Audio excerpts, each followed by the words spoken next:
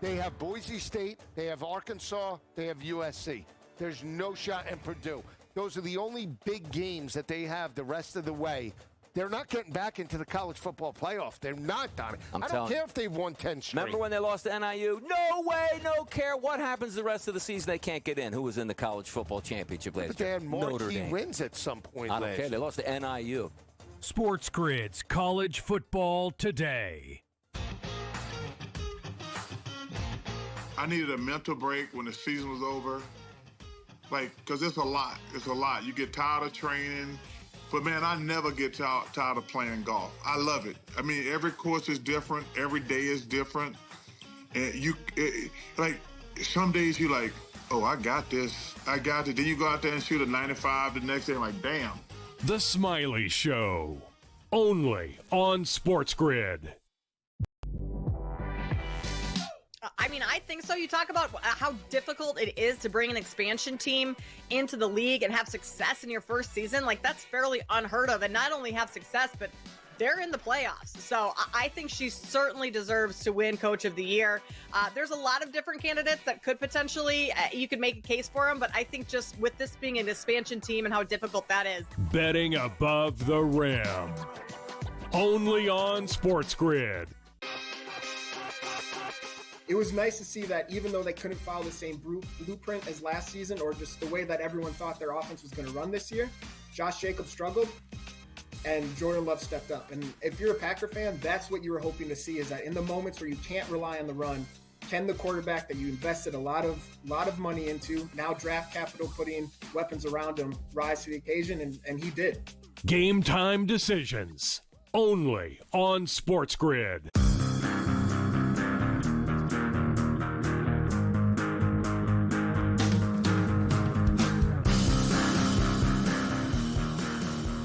Hi, welcome to another edition of the Craig Carton Show. Good morning to you. Great having you here. And thank you so much for making us the fastest growing one-hour sports show on the planet. Over 2 million views, only 8 shows in. And bless that you've already supported the start of something that's going to be very, very special. Tyrone Johnson here as well. Just learned an interesting fact I didn't know.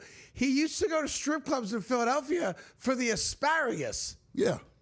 It's quite good. Okay, sure. I don't think I said that was the why I went. No, that's what you just said to us off air. I did partake. He used to go to Delilah's Den in Philadelphia because they had an executive chef who made good asparagus. Much more on that later for sure. I'm watching the games last night. First off, my main man, Baker Mayfield, who I keep telling you people, don't sleep on Baker, creeping up into my top 5. He'll make it there for sure as the Bucs for the 5th consecutive year start off 2-0. Great come-from-behind victory. Baker leads him right down the field. Some questionable play calling late where they let the play clock get down to 9 seconds on first down. And then after a timeout, they ran the ball. Ballsy, loves it, touchdown, Tampa Bay wins. But it's the second game that really caught my interest and had nothing at all to do with the outcome. Chargers beat the Raiders.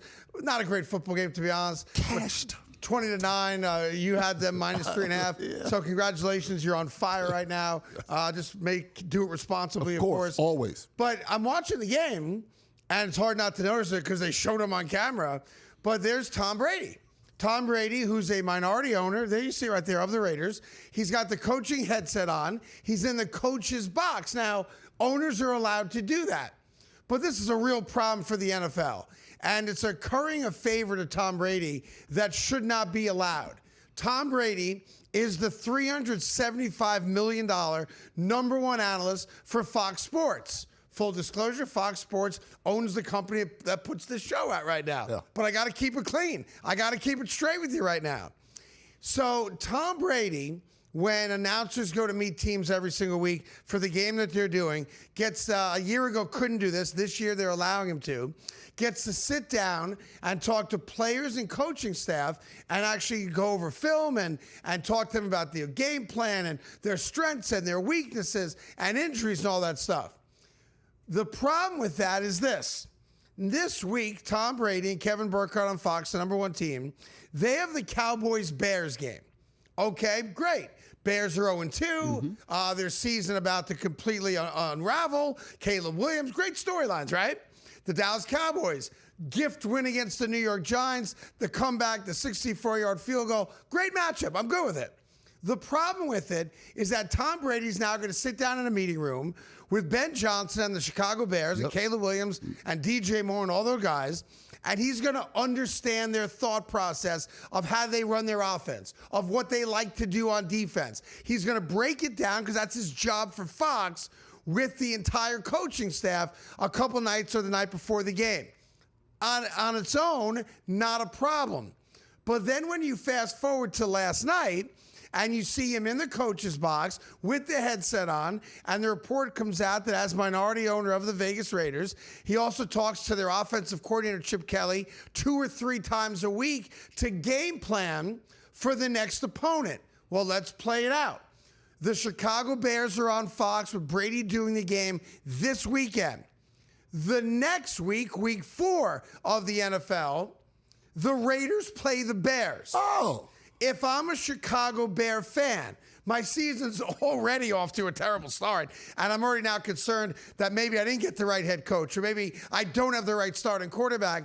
But now I've got to deal with the reality that the owner of the Raiders, who talks with the offensive coordinator 2 or 3 times a week about game planning for the next opponent, just sat in a room with the Chicago Bears coaching staff and top players to pick their brain about what they like to do, what they're good at doing, and what they're not good at doing. If that's not a problem for the NFL, then why did we make such a big deal about Spygate when it happened 10, 15 years ago? Very fair. If the NFL's not concerned about an owner or representative of a team getting quote-unquote inside information that'll make it easier to prepare for each week's opponent, then why did we go batshit crazy over Spygate? Why was that such a big deal? Why was Tom Brady and Bill Belichick and the Patriots fined? Why were there suspensions? Because either you care about the integrity of the league and you don't think it's proper or right for an owner or a representative of another team to have inside information that teams are mandated to give them when they sit down for each week. It's part of the NFL broadcasting contract that the announcers get to sit down to get insight to make the broadcast more informed. And I love that. John Madden started it, and now it's great because we learn as fans. But if one of those announcers is now going to pivot and turn around and go to the guy that he employs because he owns the franchise and tells him, this is what the Bears like to do. This is Ben's thought process on 3rd and long. This is what they're not comfortable doing. And on and on and on. You have now created an unfair, unbalanced playing field. Yeah. I don't know how it's tolerated. I really don't. No, it's ridiculous. And let's not forget, he just did the Eagles-Chiefs game. Aren't the Chiefs in the same division as the Raiders? Yes. Is he not going to take some of that information from Andy Reid and Mahomes and pass it on? And you can't play this, cute little game.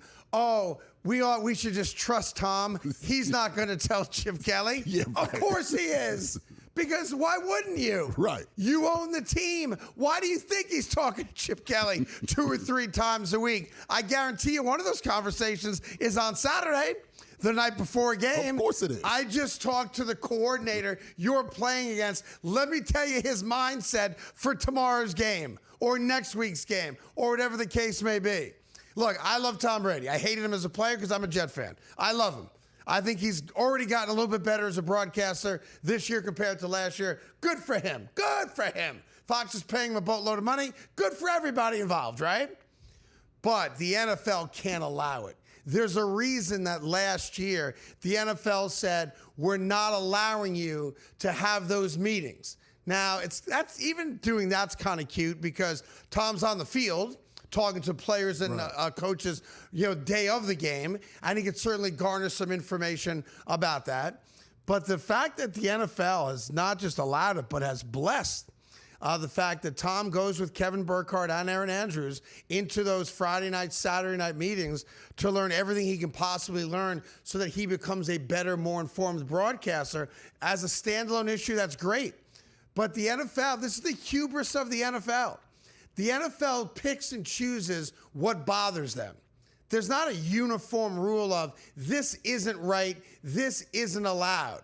The NFL operates under the notion of that they're the kings, and maybe they are. But if the idea is the biggest threat to any professional sports league, NFL included, is the integrity of the sport, which is why every commissioner lies awake at night worrying about the next gambling scandal that's going to hit his sport. Because it's a problem. Because it makes guys like us question the integrity of the outcome of a game. Now, we used to always yell at the moon, howl at the moon about the refs have the fixin' for this team or that team. You know, it happened in the NBA with Tim Donaghy. We're well aware of that story, obviously. But if we're going to give owners inside information about divisional rivals like Tyrone, like you just said, he did the Chiefs game. Chiefs play the Raiders twice every year. Yeah. And now we're going to allow him to sit down and pick the brains of coaches and players. And his franchise plays one of those teams. And in this case, it's 7 days later. I don't understand how the NFL doesn't recognize that they've got a huge problem on their hands. The other person in the NFL that's got a real problem on his hands are the Kansas City Chiefs. Kansas City Chiefs, baby. Dead last. Dead last. I checked. Yes, because sometimes I get things wrong on this show. I even have a laptop now. I'll be in the YouTube chat thing in a second. But I checked. They're dead last. Dead last. You got the Denver Broncos are 1-1. They're ahead of the Kansas City Chiefs. They are. You got the Raiders 1-1. They're ahead of the Kansas City Chiefs. And now you got the undefeated 2-0 with a game in hand head up against Kansas City. The LA Chargers are 2-0. They're in first place. We woke up this morning and the birds are chirping a little bit brighter. So it's not just the NFL. Kansas City's in trouble too. We'll go from there to Saudi Arabia coming up and much more here. Trust me, it works. On the Craig Carton Show. Don't touch it. We're right here. I pitched today. It's like 5 in the morning. We hammer it. He tells everyone, listen, I'm telling you guys, Esteban Loaiza is in no condition to pitch tonight. We all hammer it. We bet against the Toronto Blue Jays. We even went to the game, Scott, even. Esteban Loaiza, word of no lie, bro. He threw 8 innings, a one-hit ball. In-game live, only on SportsGrid. They trade Marina Mabry, then they turn around, and then obviously they fire Teresa Weatherspoon, and it's been a hot mess. You go and, draft Cardozo and Reese, basically two of the same player, meaning bigs, that can't step out and shoot. So it's a little bit of a clown show when you talk about the Chicago Sky. Betting above the rim. Only on SportsGrid.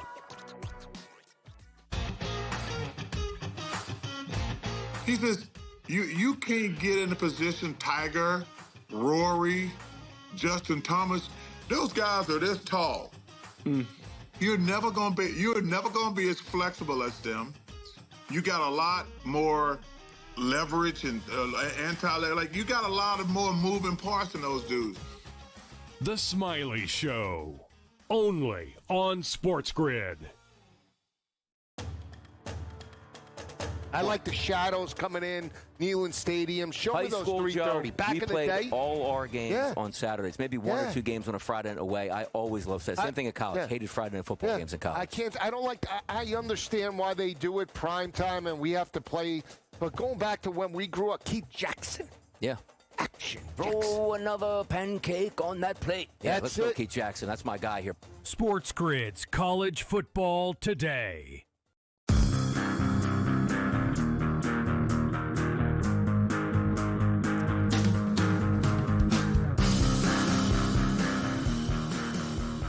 All right, we got troubles in Minnesota right now. Welcome back to the Craig Carton Show. Came out yesterday, an imaginary, invented, made-up ankle injury to embattled rookie quarterback J.J. McCarthy. This is why I always say, and I said it, when I was on FS1, I've said it here, be careful thinking that the grass is always greener on the other side of the fence. Minnesota got cute.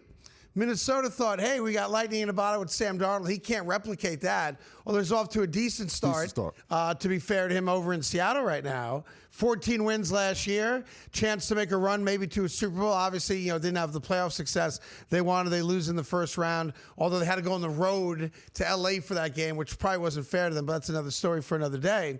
And the notion was, oh, we got J.J. McCarthy. Like, we're good, right? J.J. McCarthy has had 7 horrendous quarters of football and 1 really good quarter, which made him the NFC Offensive Player of the Week in Week 1, that 4th quarter, and the comeback, and the win. And he was great on the last 3 drives of that game, to be fair. J.J. McCarthy thus far can't play NFL football. We've now seen that. He was terrible. And the story now goes in Minnesota that Coach O'Connell, great coach, top 5 coach in the league, he went to Justin Jefferson somewhere, I guess, early 3rd quarter and said to him that he was going to bench J.J. McCarthy for Carson Wentz because McCarthy looked totally overwhelmed. Well, by the way, that's normal for rookie quarterbacks, especially a rookie quarterback that didn't come out of a high-flying passing offense in college and who hasn't played any football in a year because of the knee injury a year ago. So him struggling should have been the expectation, not the I didn't see that coming kind of point of view. That being said, Justin Jefferson, as the story now goes, this will be the stuff of legend at some point, tells Coach O'Connell, if you bench him now, you kill the kid's career. He can't come back from that being benched after 6, 7 quarters of bad play. That to me is amazing. Great. First off, absolutely. And that I love Justin Jefferson for that. That's a great wide receiver. His numbers are going to suffer. He puts all that to the side and says, if you bench the kid now, you can't go back to him. You effectively kill the entire rookie season. So well played, by coach, going to a team leader and their best offensive player. And better job by Jefferson saying, Coach, we got to ride it out. As bad as he is, and he's terrible, we got to let him finish the game because there's no coming back from benching the kid. If we bench him, you'll kill the kid's psyche. Okay, put that to the side. But they know he stinks. And the Vikings don't have the luxury of going out there and waiting for him to get good because you got 52 other guys in the locker room that you've got responsibility to. Yeah. They're busting their ass to go win games, and you're 1-1 out of the gate. Season's well within reach, right? They haven't lost anything yet. Division's going to be very tough. Green Bay looks like the best. Detroit comes back with the big win. So you're fighting against really good teams. So here's what they do. How do we protect him from himself? How do we protect him from the reality that we have to sit him down? If we bench him after the second game, which was another terrible game, in theory, Justin Jefferson's point of view remains the same. You're still benching him, so now you're curtailing growth. So Minnesota decides to get cute, and you and I both watched the entire game. At no point does he show signs of a high ankle sprain. No. It didn't happen. He moved fine. Matter of fact, on the 2 last snaps he took, he's running all over the place. The ankle's fine. So they invent an ankle injury because wink, wink, wada-dee-doo, who's going to see that coming? Nobody's going to question us. It was adrenaline. He's hurt. He got hurt. He rolled the ankle. Trainers were aware of it. We're going to protect him from himself. Not the case. J.J. McCarthy got benched. And now Carson Wentz is starting an NFL game, I think, for his 6th team in 6 years. Yes, never been done before. Something like that, yes, right? The journeyman. That is literally what it is. That he has become. So, I mean, cross your fingers if you're in Minnesota. The season is already going south. But here's the tricky part of this. They could have kept Kirk Cousins before they went to Sam Darnold. Kirk Cousins, quite famously, was kind of a 1 year at a time deal, made $300+ million, so it worked out for him. Competent quarterback, typically in the playoffs, not out of the playoffs. They're like, nah, we'll go to Sam Darnold. Sam Darnold has the greatest year of his career, comeback player of the year. They win 14 games. Unfortunately, they lose in the first round of the playoffs. But the Minnesota Vikings were in the mix for a run to the Super Bowl throughout the entire regular season. Nah, he's not a $100 million quarterback. We're not going to give him the money. And instead, they decide to do what? They decide to go to war now with Carson Wentz. And I'll give you another guy they could have kept. Daniel Jones was on their roster last year. He was. So they said no to Kirk Cousins, no to Sam Darnold, no to Daniel Jones, and yes to a kid off a one good season in college, great season in college, to be fair, a knee injury and thought that they could just pick up where they left off. Those are the types of decisions that create legacies, good and or bad, in the NFL. They get coaches fired, they get general managers fired. The Vikings season, think about this, now rests on the shoulder and arm of Carson Wentz. Because there ain't nothing wrong with J.J. McCarthy. He just sucks at quarterback 2 games in to his NFL career. And Minnesota apparently doesn't feel like they've got the luxury of playing it out. Meaning other guys in that locker room have expressed their frustration to the coach and to the owner and to the general manager that that kid can't play. And that's a major problem in Minnesota. We always thought Kevin O'Connell is basically the same situation as Shanahan in San Francisco, where no matter who plays quarterback, Shanahan can get the most out of that guy. And you saw this past Sunday, 39 pass attempts by Mac Jones in a win. Yep. And Jimmy Garoppolo looked great. And Brock Purdy's fantastic. And a few other guys throughout his coaching career. But Minnesota put all their chips in the J.J. McCarthy bucket, and it has already backfired on him. And now you've got to explain to everybody that Carson Wentz, who has not been a good quarterback since he got hurt the year that Nick Foles took over for him and won a Super Bowl for the Eagles, he now represents the only hope you got in Minnesota. And that, to me, is a crying shame because Viking fans have waited a long time to have a team as dominant as last year's team. Yeah. And now they've thrown it into the garbage because they thought they knew better than everybody else, but they didn't. And now J.J. McCarthy has a fake ankle injury, and Carson Wentz is in charge of that franchise. More coming up after this. I pitched today. It's like 5 in the morning. We hammer it. He tells everyone, listen, I'm telling you guys, Esteban Loaiza is in no condition to pitch tonight. We all hammer it. We bet against the Toronto Blue Jays. We even went to the game, Scott, even. Esteban Loaiza, word of no lie, bro. He threw 8 innings, a one-hit ball. In-game live, only on SportsGrid. They trade Marina Mabry, then they turn around, and then obviously they fire Teresa Weatherspoon, and it's been a hot mess. You go and, draft Cardozo and Reese, basically 2 of the same player, meaning bigs that can't step out and shoot. So it's a little bit of a clown show when you talk about the Chicago Sky. Betting above the rim. Only on SportsGrid.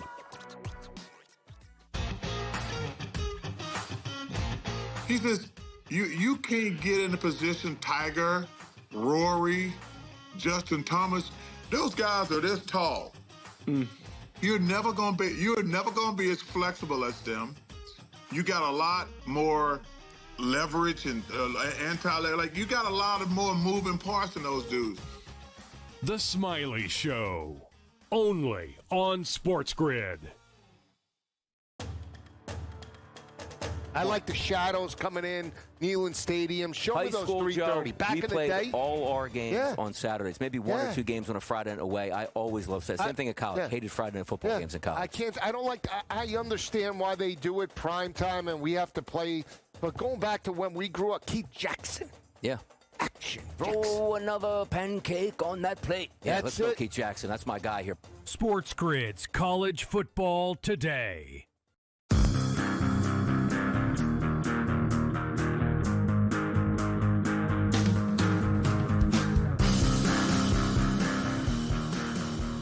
Hi, welcome back to the Craig Carton Show. Thanks for joining us. I'm concerned, Tyrone. I think we, what's it called in the police shows? APB, All Points Bulletin? Yeah, APB. I think we need to put out an All Points Bulletin for one Travis Kelce, number 87 of the Kansas City Chiefs. All you hear in Kansas City is the complaining about the tush push, but those are the milk cartons they're selling right now at the Wegmans in Kansas City. Where the heck is he? And then apparently there was a sighting of him yesterday. I guess he and Patty Mahomes opened up a steakhouse in Kansas City called the 1587 Steakhouse. Okay. 15, their numbers, obviously. Yeah. That's really creative. I'm sure it's a great steakhouse. If you can't get good steak in Kansas City, where can you get good steak, right? There's tons of cows out there. Yeah, Did you date one or two? No. My bad. No. Sorry about that. No. There's good meat out there in Kansas City, but I guess there was a birthday celebration for Mahomes or something. A bunch of couples went out for dinner. So Travis Kelce's alive and well, but I find it interesting that for a guy that was doing the big ball celebration after like a 12-yard gain this past weekend. In the first half. For a guy that loves going, he has a podcast, right? The New Heights podcast with his brother Jason. 100 million for that. Right? Great. He does game shows on Amazon. Loves the microphone. Loves the TV camera. Loves you being the center of all attention. I got big ball. It was like this. Oh, you caught a pass and you got 9 yards and you're big balling it. Oh, I got big balls. Camera can kind of see that. Great. So here's the question. Yeah. There's a couple types of dudes when it comes to the NFL. Yeah. There's guys that only talk and give you the big balls when things go well. There's guys that are always available. If I play great, I'll be the first to tell you about it. If I got a bad game, I'm there to face the music. Because you can't have one without the other. Right. Because guys like me are like, look, either be in front of the camera all the time or don't be in front of the camera. Right. And maybe that's an old school way of viewing it. But the reason he's on the milk carton out there in Kansas City is because he is specifically responsible, and a few other guys are as well, with the loss to the Eagles on Sunday. That drop. Right? He drops a touchdown pass that can win the game for them. All right? Mahomes is finally getting it. The mojo's going. Yeah. They're ping, pang, ping right down the field. Perfect pass. Mahomes, right? And he throws a perfect pass right in his hands. We know what happens. He drops it. The rookie cornerback for the Eagles intercepts it. Yeah, goes about 45 yards down the field, whatever it is, right? And then the Eagles, take care of business, and they win the game. And it's a 3-point game. Final score, 3-point differential. And I'm saying to myself, I really want to see and hear what Travis Kelce has to say after this bad loss. They lose game 1 in Brazil. And, he takes some responsibility, not playing great. Really more responsibility he took was knocking out Worthy. Yeah. But he no-showed. I have not seen, if someone has it, I will gladly apologize. I have not seen a single interview, a single quote attributed to him, or any comment at all after the second game. And here's the guy who on the field, after another, I think it was a offsides penalty on one of their offensive linemen, who slams his helmet down, Kelce did, and he goes, I'm sick of this bleep, right? Yep. But what about them being sick of your stuff, right? Yes, great catch off the shoestrings, nice gain for a first down, awesome, right? You also dropped one of those, and then you dropped the pivotal touchdown pass, which leads to the interception, and I'm going, will he face the music? Where's Travis Kelce saying, I got to own that one. That's on me. I cost us the game. Patrick Mahomes came out afterwards, and because he's a great teammate and a great guy, he comes out afterwards and goes, that's on me. I guess I need to throw the ball in a better spot. And I'm like, Pat, we got you on this one. You hit your tight end, your Hall of Fame tight end. Both hands. In the hand. Both hands. Yeah, not just the left hand. Both hands. Not just the right hand. Which hands? Both hands. Both hands. And he kind of shoveled it to Makuba. Here you go, Makuba. Yeah. Here you go. Yeah. So that's leadership. That's the guy who answers the bell. That's Mahomes going, that's on me. I got to put the ball more on him in his gut so he can catch it, take a hit, and then fall forward for the touchdown. But we all saw it. The ball hit him in which hand? Both hands. He's got two. He's got two, left and right. And it hit him in both? Both. And I'm saying to myself, I never want to hear from you again now. Right. Because he's going to have a good game at some spot, right? Or he's going to have a big first down, and he's going to give us the stupid big ball celebration. But where were you when you cost your team the win against the Eagles? And I thought the only reason he came back this year was because of his performance in the Super Bowl, which was the worst game maybe he's ever played, and seemed completely disinterested throughout most of it. And I'm saying to myself, boy, I respect that. You bust your ass this summer, you come back off a terrible performance, you get the stink out of your mouth, and we'll remember you as the great tight end, arguably the greatest, right? But the season has not started that way. And when you have a bad game and a turnover, and you no-show the media, clown. And that's what he's become, sadly. More coming up.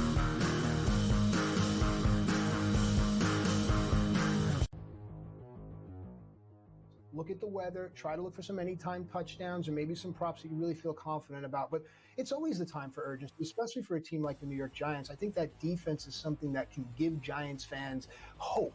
And then if you get Dart under center, it's hope. And then if you can get Scatterboo out there and the whole building's going boo, it's hope. And as we know, hope works. Fantasy Sports Today, only on SportsGrid. If you're in the Super Bowl market, if you're in the futures market, that's a big deal. Yeah. Tyreek Hill is heavily connected to the Kansas City Chiefs. I am sure it would be Tyreek's first place if he could pick to go back to. At least I would think it would be. And the Chiefs have a need, and the Chiefs are interested, and they're not worried about any of his other question marks. Pro Football Today, only on SportsGrid.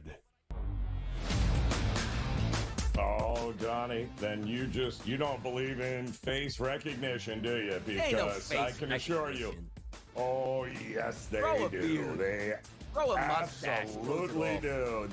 They will find that guy in a heartbeat. And by the way, why would you want to go to Vegas? You want to talk about facial red? They won't let you step in a casino. They won't let you step anywhere in The there. Early Line, only on SportsGrid. There's a little bit of a kerfluffle earlier today when there's an exception taken to a punt that wasn't given, and just the reactions were pretty unilateral from both sides of like, hey, that's not behavior that we're going to tolerate at this type of competition. Can you talk to me about kerfluffle again? Can you run that word back? I've never heard that word before. The Smiley Show, only on SportsGrid.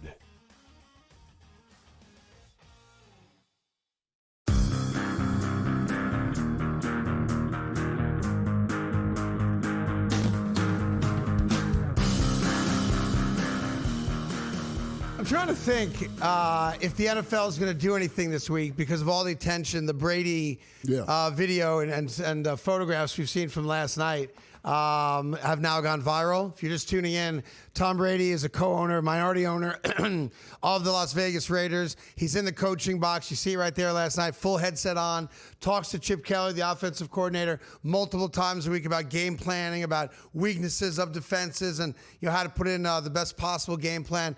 Obviously, Geno Smith was terrible last night. Interception right out of the gate. I think he had 3 on the night.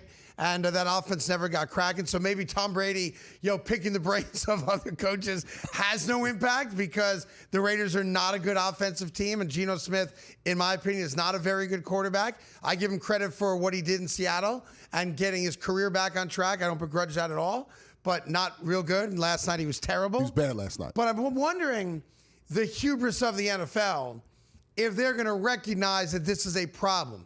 That guys like me and you, and I'm sure every network's going to talk about this today because it's now the story of the week, that Tom Brady has been giving the full-on blessing of the NFL, which he did not have last year, to go with the Fox broadcast crew on Friday and or Saturday. Sometimes both. They do it both nights. Yeah.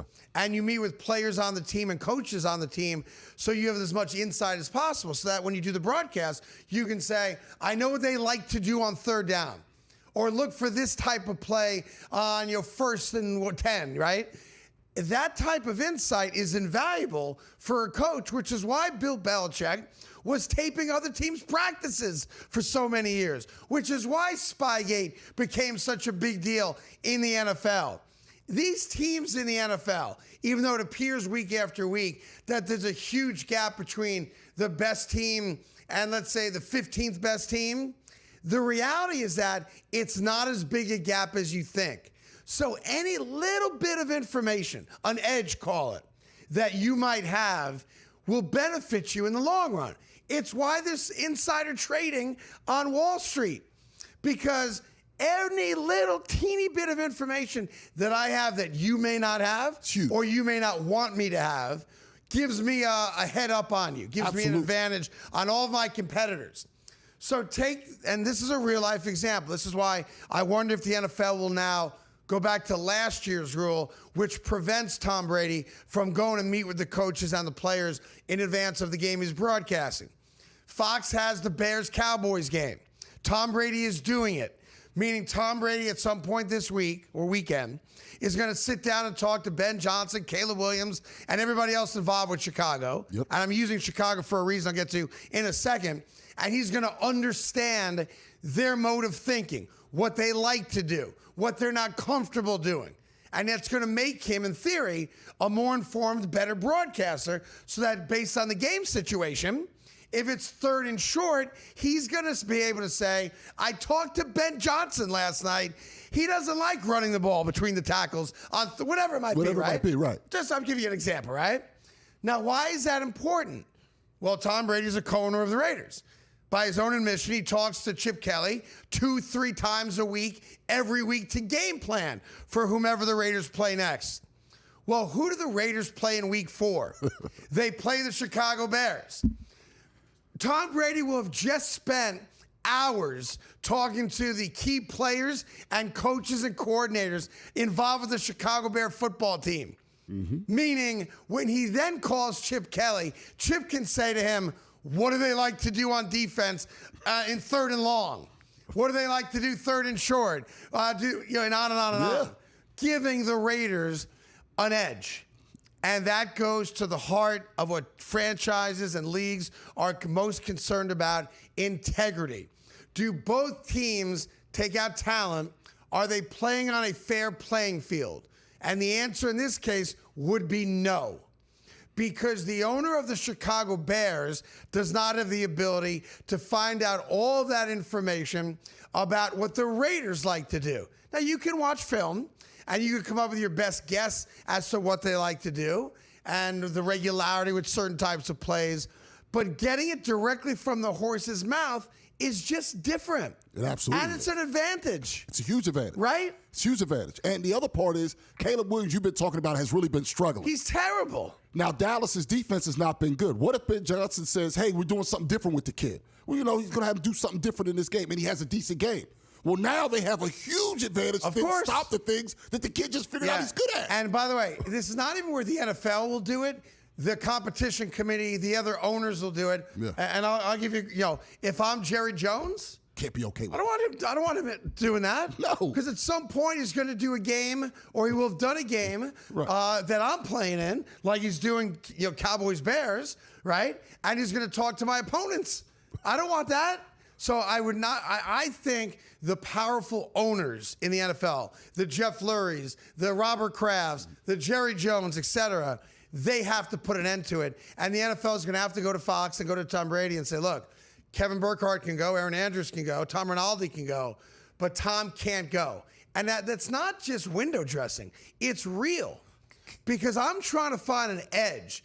And the edge would be, I'm talking, or someone working on my behalf is talking directly to the decision makers for the team that I got a game plan for. I got to ask you a question. Go ahead. And the reason I have to ask this is because another reason why people didn't like Brady, in addition to all the winning, was the arrogance. Yes. Isn't it really arrogant for him to be in that booth and be visible? There are places you can go where you have a headset where you're not.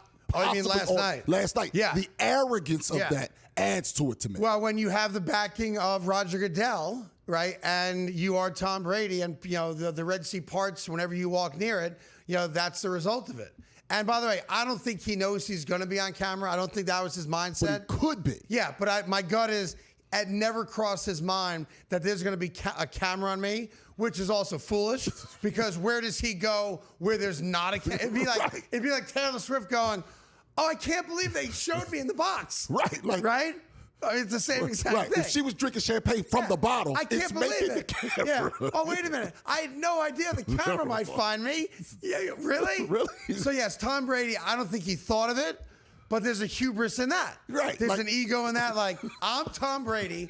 I'm going to flaunt in front of all other 31 teams in the league. I'm going to rub your noses in it that I've got a coaching headset on. I talk to the OC 3 times a week. I'm helping them game plan against future opponents. And I'm not just going to do it. I'm going to do it on national television so you can all see me doing it, because there's nothing you can do about it. Yeah, I think you're making a good point. And that's the part that bothers me even more about it. Everything you said about the rules is legit, sound, and there is no rebuttal to it. But in addition to it, you're rubbing the noses of people in it. Stop. Why do you have to be that way? The flip side of that is, like, why should we be surprised? This is the same guy that purposely destroyed his own cell phone when the NFL came to look at his cell phone. And then claimed, I do it every couple weeks. You destroy your phone every couple of weeks. You might change your number every couple years. Right. When you're that level of celebrity. I can accept that. I don't know what that's like. But I can at least get my mind wrapped around that notion that somehow, some way, too many people had access to me or my cell phone. But the man threw his cell phone on the ground and then stomped on it like a petulant child when the NFL investigators said, we need to take a look at your cell phone. Here's the phone. I don't know what happened. Here you go. Yeah. Whatever you can recover. Take it, whatever right? you got. So why would, he was also part of, again, I thought we made more of it than it should have been. Maybe. Yeah. But arguably the biggest alleged cheating scandal in the NFL since the Four Horsemen, right? And that was college. He was involved with it. Oh, yeah. He's watching the film. He benefited from, illegal cameras at practices. The Eagles in the Super Bowl. They had all the plays. They had all the plays. Yeah. So why would we be surprised that Brady's like, hey, wait a minute. What was the big difference in New England that made us better than everybody else? He could say just me. Yeah. No, it's inside information. Why do you think Gordon Gekko was so good at trading stocks? Because he had inside information, Bud Fox. That's why. I'm telling you, if you don't learn from history, you're doomed to repeat it. I can tell you that. We got much more football coming your way, including an interesting decision from a lot of very wealthy guys to take money from a very shady figure. We'll get into it coming up right after this. Don't touch it.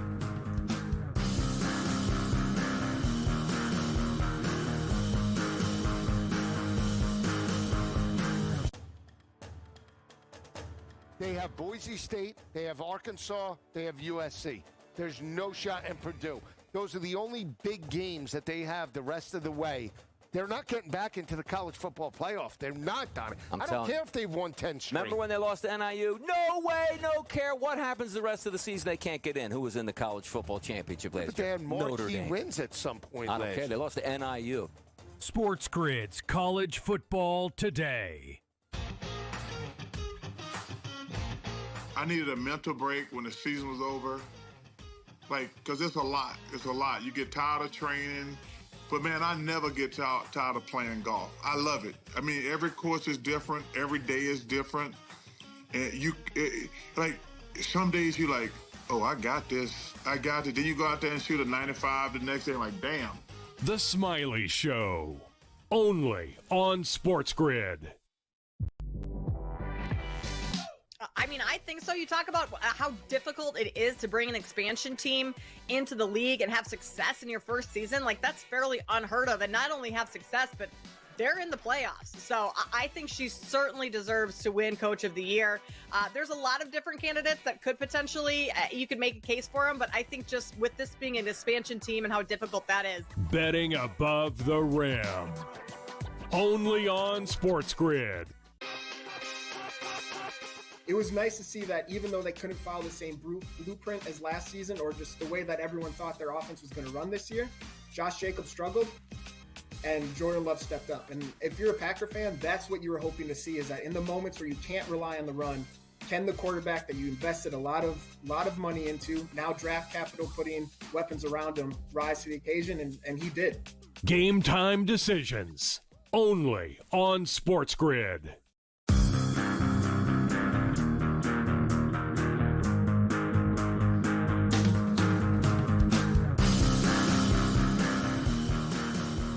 All right, welcome back to the Craig Carton Show. Tyron Johnson here, as always. Before we get to news and notes, so I guess this could be the first news and note. Why not? A big announcement from Fanatics yesterday. And full disclosure, Michael Rubin, the founder of Fanatics, is one of my dearest and closest friends for over 20 years. And just an awesome dude. It was announced yesterday that they're going to bring a flag football classic to Riyadh, Saudi Arabia. Relax just for a second. And here's what's interesting to me about it. Tom Brady's going to play quarterback. So he's like coming out of retirement. He's going to play quarterback in a flag football league. And some of the guys you see on your screen there, Saquon Barkley's committed to. It's not going to be till March of next year, which is Riyadh season, I think they call that. Yes, that is what they call it. Christian McCaffrey's in, CeeDee Lamb is in, Gronk is in. And these guys are all going to play. And I saw the rules. It's like 5-on-5. Myles Garrett's going to play. So legitimate big-name guys. And Pete Carroll, Sean Payton, and Kyle Shanahan are going to be coaches for it. I might be doing play-by-play. You never know. You'll fly over there? I'll go to Saudi Arabia over there? and do some play-by-play. Here's the thing I'm trying to figure out.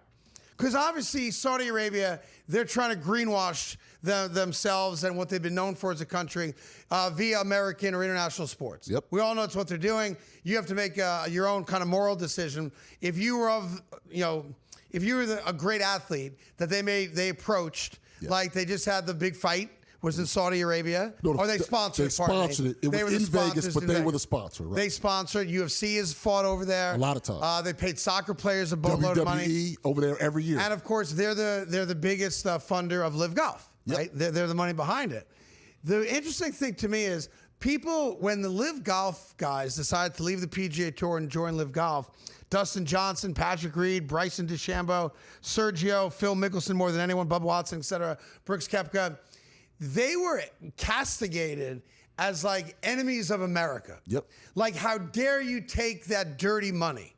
Not all money is good money. Yeah. Denzel Washington says that in Highest to Lowest, the new Apple Plus movie done by Spike Lee. And I agree with that. 6.1. Not a great movie. Okay. But not all money is good money. Yeah. Meaning like drug money is not good money, right? And we all agree on that. But it's easy to sit in your chair and go, you shouldn't take their money. I would never take their money. Until they offer you $100 million.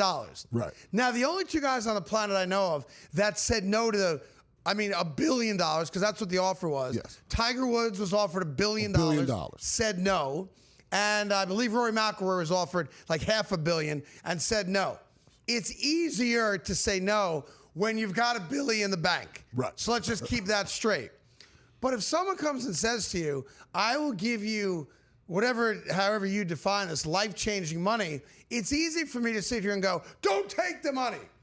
If they offered me $10 million to be the play-by-play guy, you have to take it. I would take it. You have to. I'm not going to lie to you. You have a family. There's a number you don't say no to. Right. You have a family. Yes. Now, you have to say if I had $100 million in the bank, it's easy to stand on my moral high ground and go, I would never take that money. How dare you? It's dirty money. It's blood money. And maybe it is. I'm not saying it's not. They have a terrible track record when it comes to human rights. Let's just leave it at that. But what I found interesting in the 24 hours since this announcement came out, where the golfers were attacked unmercilessly day in and day out, I've not heard a single person come out and criticize Myles Garrett, Sauce Gardner, Max Crosby, Gronk, CeeDee Lamb, McCaffrey, Saquon, or Tom Brady. I've not seen a single post. I've not seen a single commentary. I've not seen a single letter to the editor. I know it's new, so maybe that will happen. Those guys collectively are all extraordinarily wealthy men. You know, Tom Brady's made over $500 million just from football, right? And he's got a lot more money coming from Fox and all his other ventures, right? He's very rich. And Max Crosby has earned over $100 million. And Myles Garrett's got $150 million. And Saquon will be at $100. So these are wealthy men. Money should never be an issue to them unless they pull an Antoine Walker, which happens occasionally. Yeah. But I'm trying to figure out, why were the golfers attacked for taking paydays that they could never earn on the PGA Golf Tour? But the NFL players who have already gotten all that money are not being attacked for essentially getting in bed with the devil.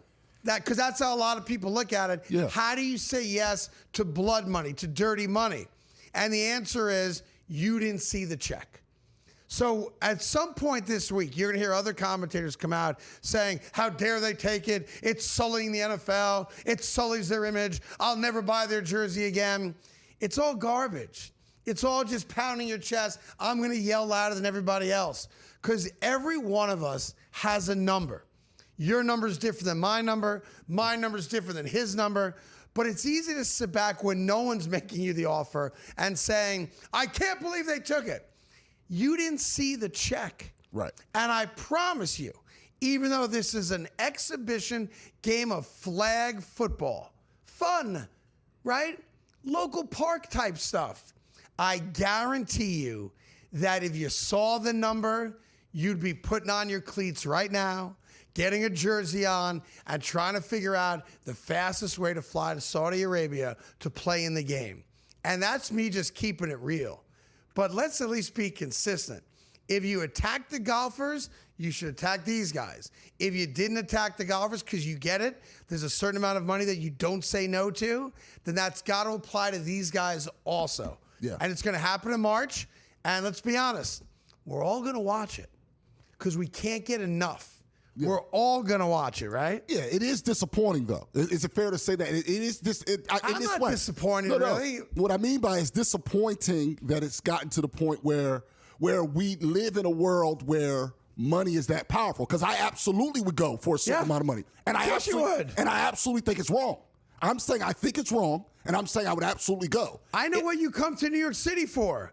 If I tripled and said, you got to go to Saudi Arabia and do a talk show, I'm going. You'd be on the first flight. I'm going. Right. But I know it's wrong. That's the problem. I feel like it's wrong in a certain way. It's morally wrong, I suppose. That's what I mean. But I'd have no problem convincing myself it was okay to take the offer. Right. And I'm with you. I would struggle with it for about, how long does it take me to sign a check? Let me see real quick. You sign it slow? About a second and a half. I would feel bad about it for the second and a half it takes me to write CC on the back of a check. And then I would be good to go. But I did see that, and I was wondering how quickly people would come out of the woodwork bashing these guys for taking dirty money. And that is a great line in the movie. Not all money is good money, son. And that's just a fact. So we'll see what happens. It's not till March, so we have plenty of time to bicker about it. And my gut is, once we get closer to March and people become more aware of it, that's when all the criticism will come out. But I'd love to know your number. Tell me off the air. I think it starts with it. All right, much more.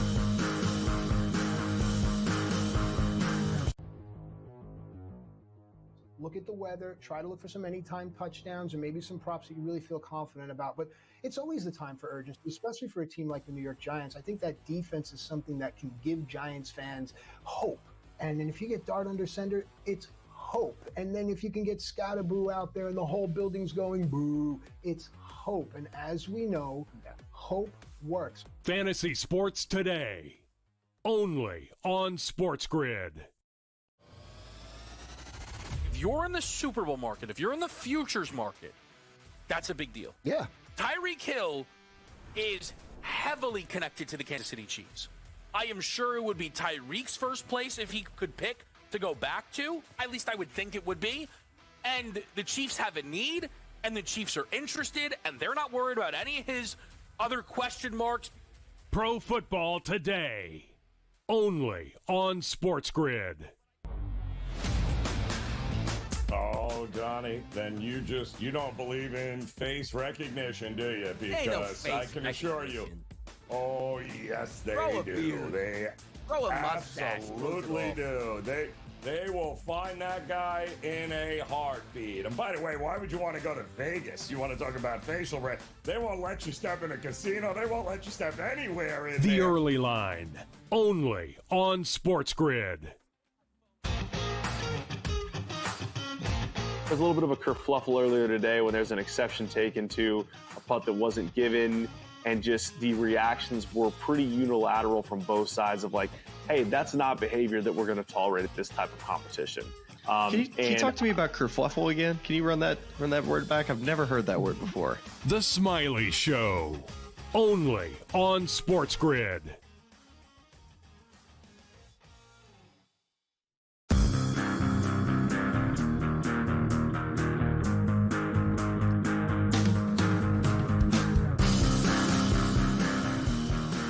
Hi, welcome back to the Craig Carton Show. I made myself laugh during the break there, where I'm just wondering how the Minnesota Vikings are dealing with the reality that they said no to Daniel Jones, who's 2-0 with the Colts, because they thought J.J. McCarthy was going to be better. Let that one sink in for a little bit. If they could do it again, they would say yes to Daniel Jones and no to J.J. McCarthy, but I got a kick out of that to myself. A couple news and notes for you. Give Dallas Cowboy fans credit. I saw one of the coolest things ever with the Dallas Cowboys. Dude's at the Cowboy game, wants to have a drink, but he has a custom-made Dallas Cowboy Iron Man mask. I mean, that's cool. That is awesome. I mean, that's a guy that gets a lot of chicks' numbers. That's just like that's the coolest thing I've ever seen at a game. For the podcast people on Spotify and Apple and everything, it's literally an Iron Man helmet with the Cowboys logo on it. It's automated. It opens up. He takes a drink, and then it automatically closes. It's incredible. Great job by that guy. That guy, fan of the year for the Dallas Cowboys. Number 2, you think football is not a violent sport? How about Khalil Mack, one of the great defensive players of the last decade? It appears that his left arm is broke. I don't think it's like I don't know how you get your arm to bend like that. That's a dislocated elbow. No? Dislocated elbow and likely ligament tears. But he might be able to play this year. Yeah, because he's a badass. Crazy. It's crazy. Violent sport. That arm is not going in the direction the arm's supposed to go. And he'll probably put on his big, like, crazy. There's a chance he may play again this year. Sad news to report to you today that we've lost the best there ever was, the greatest baseball player of all time. I know many of you think it's Babe Ruth, or he died a long time ago. Some of you think it's Willie Mays. He passed away as well. Hank Aaron passed away. Maybe Willie Mays is alive, actually. No, Willie passed recently. Did he pass away? Hank Aaron passed away. You're forgetting the best there ever was. Roy Hobbs died last night. Roy Hobbs, of course, Robert Redford in The Natural, who said, all I care about is that one day I walk down the street and someone says, there goes Roy Hobbs, the best there ever was. And I was thinking, because I happen to love the movie, where is The Natural? Not all-time sports movies, that's too vague and wide. But of the baseball movies we all love, where do you rank The Natural? And I've got a third. I've got Bull Durham number 1. Fair. I've got Major League number 2, the original Major League. No issues with that. Wesley Snipes, et cetera, right? And I got The Natural third. They're my top 3 baseball movies. You can go with the Disney stuff like Angel in the Outfield. Yeah. You could do, what was it? Shoeless Joe, what was that one? 7 Men Out, 8 Men Out, 9 Men Out, whatever it was. 8 Men Out. There you go. The Shoeless Joe Jackson movie, good period piece. Yeah. I don't know, like League of Their Own theoretically, but the underrated. It's girls playing baseball, so it's not really baseball. Rookie of the Year. Rookie of the Year. I consider that like a Disney type flick. Yeah, that's. But none of those are top 3. And I've always said, because I know people in the chat are yelling right now, what about Field of Dreams? Yeah, what about it? Field of Dreams is one of the worst movies ever made. What was that? Field of Dreams is one of the most overrated and worst movies ever made. There's nothing good about that movie at all. He doesn't even know he's having a catch with his dad. Or does he? Ooh, I don't quite know. Oh, come on. If they build it. So, I don't know. I'm just saying, like, there are people that think Field of Dreams is like the greatest movie of all time. A lot of people like that movie. Like, he's a ghost. Nobody can see him or the other players except for the little girl. Well, and then all of a sudden, everybody can see them? It doesn't make any sense. You have no sense of whimsy. It doesn't make any sense. No whimsy in your heart. It ain't Bull Durham, it ain't Major League, and it ain't The Natural. No, that's fair. I tell you my fourth while I'm thinking about it. Yeah. 4th best baseball movie of all time, For Love of the Game. I'm not a Costner guy, but I'm telling you, Costner in Love of the Game is awesome. I don't consider Bad News Bears an actual baseball movie. Even the original? I don't. And if you ever go back, by the way, and try to watch the original Bad News Bears, which, you know, I know you don't have kids. I have 4 children. Yeah. You do that because you want your kids to see movies that you enjoyed as a kid, right? So the rite of passage was, in 1st grade, I made all my kids watch 2 movies, Bad News Bears and Scarface. Okay. All right? So in 1st grade, yeah. And I tell you what, Bad News Bears was more troubling to me than Scarface. More troubling? Because the chalkboard scene in Bad News Bears, there are racial epithets that are uttered out loud. That is fair. And when you have a 5-year-old sitting next to you, he understands Tony Montana. He gets that game. Chainsaw. He understands. But what about the All right? chainsaw in the All shower? right. Yeah, the chainsaw in the shower. Yeah. My friend Manolo gave his life for these. But he don't understand those words, and I don't want to teach him those words. I can walk him through the Yeho game, but I cannot walk him through those words. Thrown out of a helicopter. Yeah. Man got thrown out of a helicopter. He was a snitch. He was a snitch. He was an FBI snitch. I never liked him. I never liked him. I tell you, second night to the bad guy. It's okay. You'll never see a bad guy like me again. All right, look, we got lots of football this week. Thank you so much for checking us out. Half the sheet I didn't even get to today. Appreciate you being here and watching the Craig Carton Show. See you tomorrow morning at 11.